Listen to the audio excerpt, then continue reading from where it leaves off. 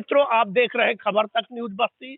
बस्ती जिले के रुधौली थाना के रुधौली ब्लॉक के रुधौली तहसील के भितेहरा में हम मौजूद हैं। यहाँ गौरी शंकर चौधरी साहब थे जिनका परिनिर्वाण हो गया है। ये किसान यूनियन के ब्लॉक अध्यक्ष थे। बहुत ही कर्मठ, संघर्षशील, अडिग और अटल लीडर थे। आपके उपलक्ष्य में एक शोक सभा का आयोजन किया है आपके संगठन ने। और आइए, यहाँ पे उपस्थित इनके साथी, इनके मित्रों ने जो जीवन भर इनके साथ काम किया है और एक अनुभव इनके साथ है। आइए इनसे बात करते हैं, ऐसे मौके पे जानने की कोशिश करते हैं कि आप लोग क्या कहना चाहते हैं। अपने साथी को खोया है और अभी यहाँ आके पता चला कि बहुत ही तेज तर्रार जीवन पर्यंत उन्होंने अपने विचारों के लिए लड़ा, लोगों को न्याय दिलाया। आप मौजूद हैं यहाँ, क्या कहना चाहते हैं बताएं। हम सिर्फ इतना कहने चाहते हैं, शुरुआत से हमारी अगुवाई में भारतीय किसान यूनियन ने रुधौली में सदस्यता अभियान चलाया 2002 से, और 2003 में इन्होंने भारतीय किसान यूनियन की सदस्यता लेने के बाद हमेशा किसानों और पिछड़े तबके के लिए हमेशा आवाज उठाते हुए ये हमेशा संगठन में बढ़ चढ़ कर हिस्सा लेने का काम इन्होंने किया। चाहे वो रुधौली ब्लॉक की समस्या रही हो, चाहे रुधौली के किसी ग्राम सभा से संबंधित रही हो, और जहां तक इनके ग्राम सभा से संबंधित रहा, इन्होंने बाबा साहब अंबेडकर की मूर्ति को संगठन से पहले भी इन्होंने इस ग्राम सभा के लिए, क्षेत्रवासियों के लिए बाबा साहब भीमराव अंबेडकर की मूर्ति की स्थापना के लिए यहाँ संघर्ष किया और उनकी मूर्ति स्थापना करवाई। किसान यूनियन में 2013 में इन्होंने नेताजी सुभाष चंद्र बोस की प्रतिमा के लिए ये जेल गए, और जेल से 3 दिन के बाद बिना शर्त रिहाई के बाद 7 साल के संघर्ष में करते हुए पुनः शासन से लड़ करके भारतीय किसान यूनियन के साथ भितेहरा की इस पावन धरती पर इन्होंने नेताजी सुभाष चंद्र बोस की प्रतिमा यहाँ पर लगवाने का काम किया। 2018 में भारतीय किसान यूनियन के साथ इन्होंने राष्ट्रीय लड़ाई में किसानों के मुद्दे को लेकर के ये राष्ट्रीय प्रवक्ता माननीय टिकैत साहब के साथ हरिद्वार की धरती से लेकर के और दिल्ली तक पैदल मार्च में भी ये शामिल रहे।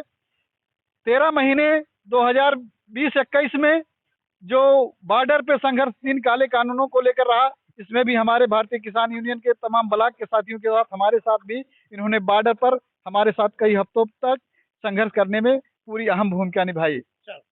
सर, आपसे कहना चाहेंगे कि आप इनके साथ काम किए हैं, आप बहुत अच्छी तरह से इनको जानते हैं, आप इनको खो चुके हैं।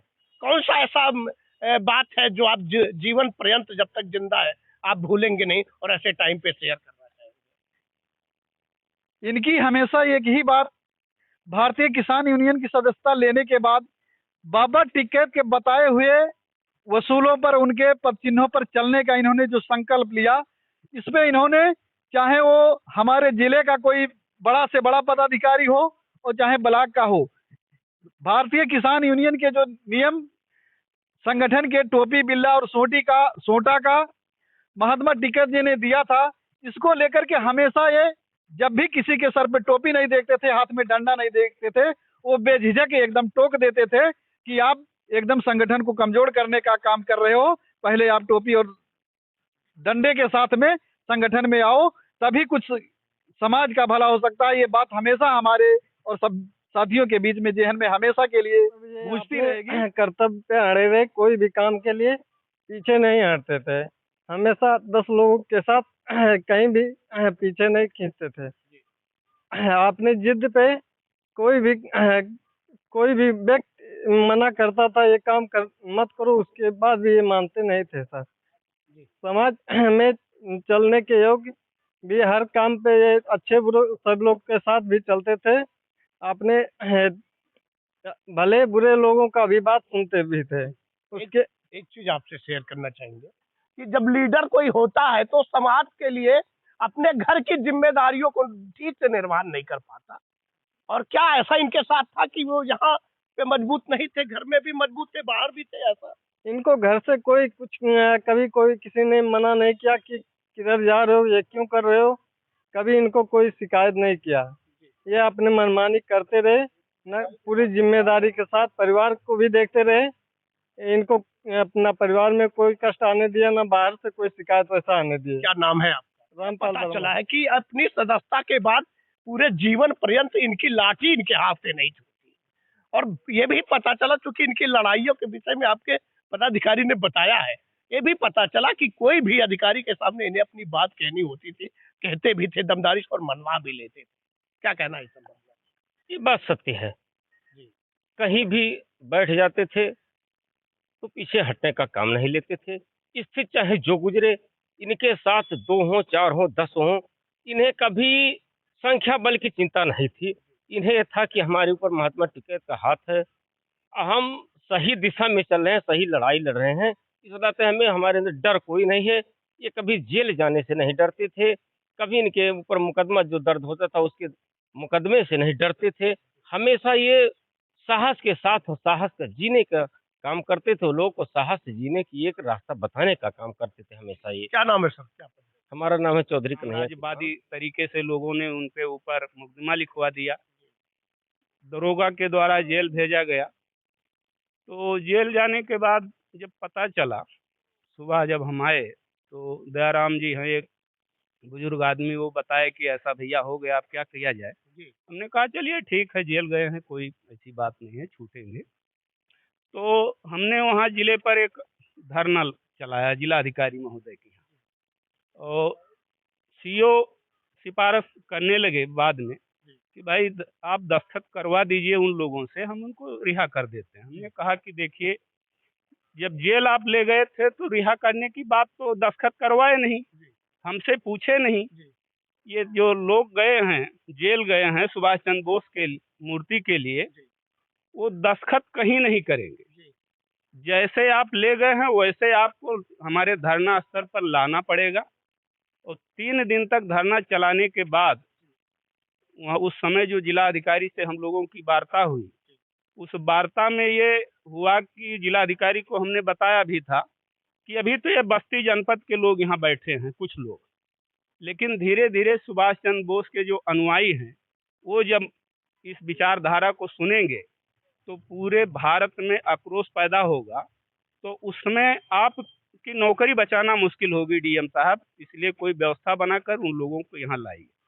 और उसका रिजल्ट रहा, शाम तक होते होते हमारे जो साथी गए थे सारे लोग को ला करके सीओ के द्वारा सौंप दिया गया हमारे पंचायत। मुझे पता चला, मेरे एक साथी बता रहे थे कि बिना शर्त बिना सिग्नेचर बाइज्जत रिहा किया गया और धरना स्थल तक लाया गया। उसी बात को हम आपको बता रहे थे कि सीओ के द्वारा, सीओ रुधौली के द्वारा वहाँ लाया गया धरना स्थल पर हम लोगों के पंचायत में कि ये आपके कार्यकर्ता हैं। जो मुझे आज प्रेरणा मिली है, एक बात ये बताना चाहूँगा कि भारतीय किसान यूनियन ज्वाइन करने के पहले स्वर्गीय गौरीशंकर चौधरी साहब एक प्राइवेट विद्यालय में अध्यापक का कार्य करते थे, और मैं उनका पढ़ाया हुआ एक छात्र भी हूँ।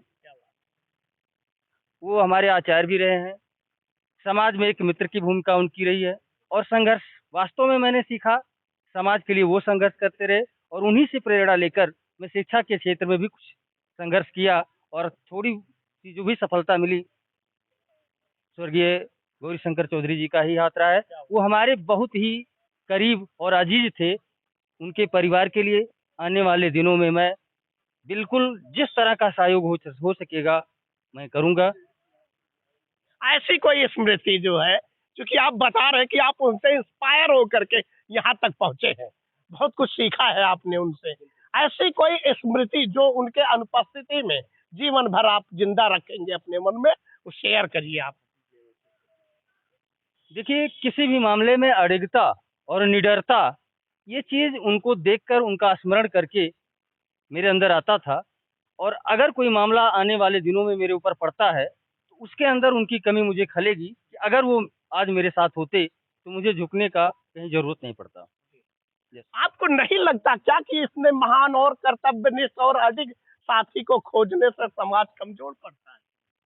ऐसे क्रांतिकारी व्यक्ति के न रहने से समाज बिल्कुल कमजोर हो रहा है, और हम लोगों को उनसे सीख लेकर के जरूर उनके रास्ते पर चलना चाहिए, और अगर उनके रास्ते पर हम जैसे लोग चलते रहे तो जरूर उनकी कमी को पूरा करने की कोशिश किया जाएगा। Thank you sir, thank you. आप देख रहे थे खबर तक न्यूज बस्ती, अमित कुमार के साथ मैं अनिल राठौर, रुधौली के मैं भितेहरा में मौजूद था। गौरीशंकर जी के परिनिर्वाण पे ये जो शोक सभा का आयोजन हो रहा था, आपने देखा कि इनके साथियों ने किस तरह से इनके विषय में जो बातें बताई है वो समाज को किस तरह से मजबूत करती है और विचारधारा को किस तरह से मजबूत करता है और लड़ने वाले लोगों को भरपूर ताकत मिलती है ऐसे चीजों से। थैंक यू, धन्यवाद।